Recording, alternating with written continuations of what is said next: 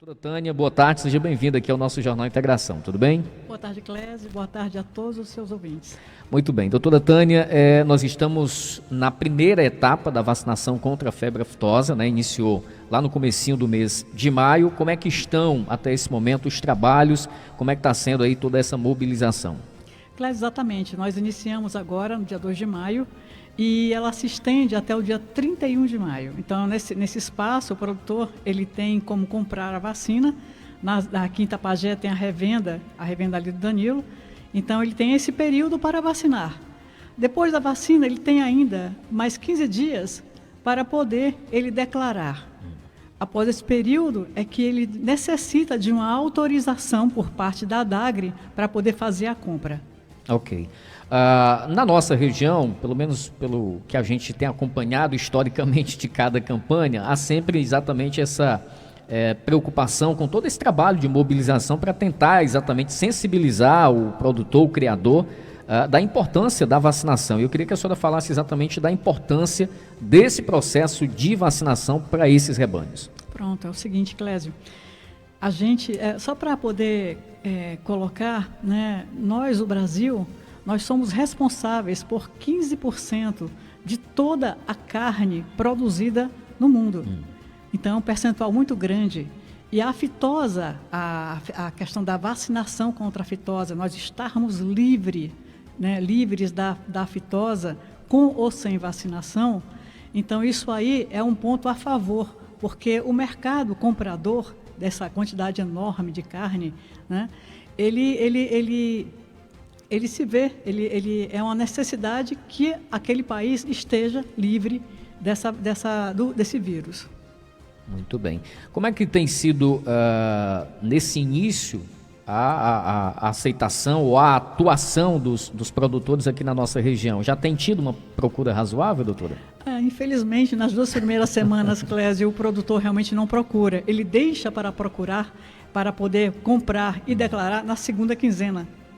Isso é ruim, porque ele chega para poder declarar na ADAGRE, aqui de Itapajé, por exemplo, e vai ter muita gente.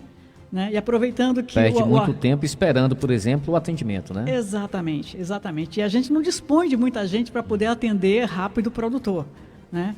Então, porque tem que preencher toda a declaração, tem que atualizar o cadastro do produtor, tanto que ele tem que trazer, né, se ele não lembra de cabeça, trazer bem desenhadinho quais as especificações dos animais que ele tem. Então, isso é importante, porque é nesse momento que a gente atualiza o cadastro do produtor também. Né? Então, não só aqui, mas nos demais municípios que a gente atende, é a mesma coisa. Então, a procura se dá exatamente na segunda quinzena, e que é ruim para todo mundo. Ok.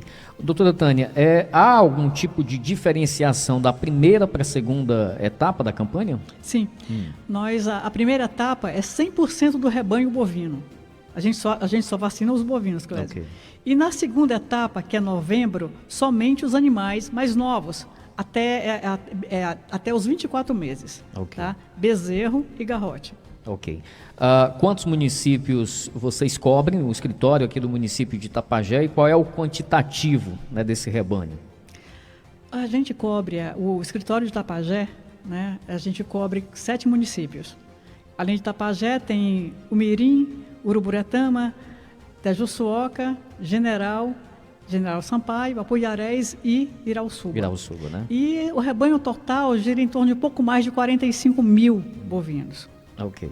Quais são as principais sanções para quem deixa de vacinar ou quem vacina e não declara, que acaba, no final das contas, pelo menos a título de informação do governo, das autoridades, dando do mesmo, né? Clésio, infelizmente, o grande problema é ele não vacinar, deixar de vacinar. Ele coloca em risco todo o rebanho nacional, não é só o rebanho de Itapajé, não é o nacional. Porque quando eu comecei a minha fala falando do Brasil ser um grande exportador de carne bovina.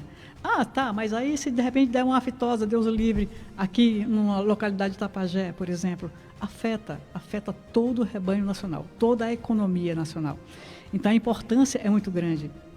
E no caso, o produtor, ele já está acostumado à primeira e segunda etapas.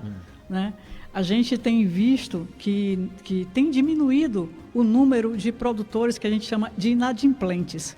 Né? A cada ano, né, com a divulgação, aí também com as infrações, né, a gente vai atrás do produtor no pós-campanha, para aquele que não vacinou, a gente chegar até ele. Então, quais são o que acontece? Né? Se ele não vacina, ele vai ser obrigado a vacinar, Clésia.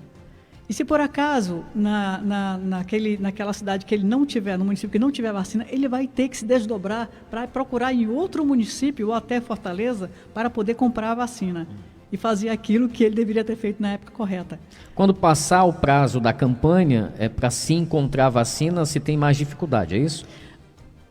Pode ser que sim, pode ser que não. Vai que de repente a vacina, na revenda que ele compra no município não tenha, né? Então, ou ele vai esperar um pouquinho mais ou vai ter que comprar em outro local, né? Então, o grande problema é esse, porque as revendas veterinárias não têm a obrigação de ter essa vacina depois da época da campanha. Ok.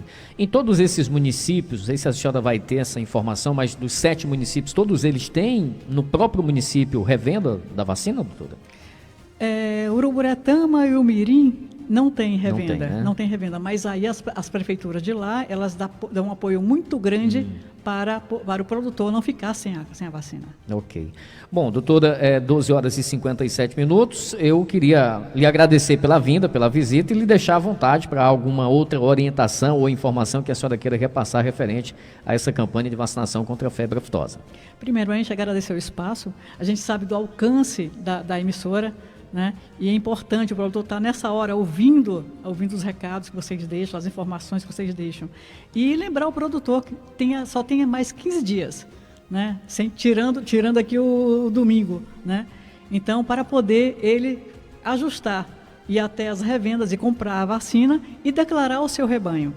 Isso é muito importante para que nós possamos, né, atingir toda aquela vontade que o produtor tem de deixar de vacinar. A gente o Estado de Ceará só pode deixar de vacinar se ele comprovar que vacina, né? Se tem muitos inadimplentes, então nós temos um trabalho muito grande e a leitura do Ministério da Agricultura fica outra, né? Aquele Estado não vacina. Então a gente tem que dizer para o Ministério que vacina para poder a gente conseguir, né, passar de livre com vacinação para livre sem vacinação. Sem vacinação. Exato. O objetivo é exatamente chegar nesse patamar, né, doutor? Exatamente. Todo mundo quer isso aí. Muito bem. Doutor, obrigado pela visita. Obrigada. Bom, agora já são 12 horas e mais 58 minutos, 12h58, conversamos com a doutora Tânia Elizabeth, veterinária da Adagra, aí acerca da campanha de vacinação contra a febre aftosa, que está, portanto, na sua primeira etapa e segue até o final desse mês de maio.